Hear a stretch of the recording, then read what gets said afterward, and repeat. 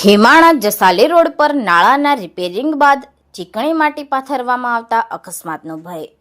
બનાસકાંઠા જિલ્લાના કાંકરેજ તાલુકાના ખેમાણા જસાલી માર્ગ પર ખેમાણા પ્રાથમિક શાળા નજીક આવેલા વરસાદી પાણીના નિકાલ માટેના નાળાના રિપેરિંગ બાદ તેના ઉપર ચીકણી માટી પાથરી દેવામાં આવતા વાહન ચાલકો અને ગ્રામજનોમાં ભારે રોષ ફેલાયો છે. સામાન્ય વરસાદમાં પણ અહીં કાદવ કીચડ થવાની શક્યતા હોવાથી અકસ્માતનો ભય ઊભો થયો છે, જેથી માર્ગ અને મકાન વિભાગની કામગીરી સામે સ્થાનિકોએ ગંભીર સવાલો ઉઠાવ્યા છે.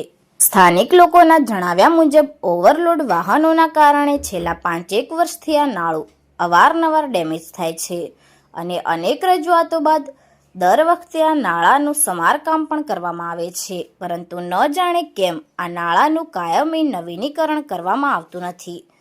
જોકે અવારનવાર આ નાળું તૂટી જતું હોવાથી સરકારના નાણાંનો પણ વારંવાર વ્યર્થ થતો હોવાનો આક્ષેપ થઈ રહ્યો છે. તાજેતરમાં કરાયેલા રિપેરિંગ બાદ નાળા ઉપર ચીકણી માટી પાથરી દેવામાં આવી છે. આ માર્ગ પરથી રોજ મોટી સંખ્યામાં 2 વ્હીલર, 3 વ્હીલર, 4 વ્હીલર અને ભારે વાહનો પસાર થાય છે. ઉપરાંત બાજુમાં ખીમાણા પ્રાથમિક શાળા અને નજીકમાં જ હાઈસ્કૂલ હોવાથી વિદ્યાર્થીઓ માટે પણ આ મુખ્ય માર્ગ છે. વરસાદ પડતા જ ચીકણી માટી કાદવમાં ફેરવાઈ જવાથી વાહનો સ્લીપ થવાની અને રાહદારીઓને પણ મુશ્કેલી પડવાની શક્યતા છે. જો કે લોકોમાં એવી પણ ચર્ચા છે કે રિપેરિંગ કામગીરીની ગુણવત્તા સંતોષકારક ન હોવાથી તેને ઢાંકવા માટે ચીકણી માટી પાથરવામાં આવી છે. જો કે આ અંગે અધિકૃત પુષ્ટિ થઈ નથી. તેમ છતાં હાલની સ્થિતિને જોતા લોકોમાં સલામતી અંગે ચિંતા વ્યાપી છે.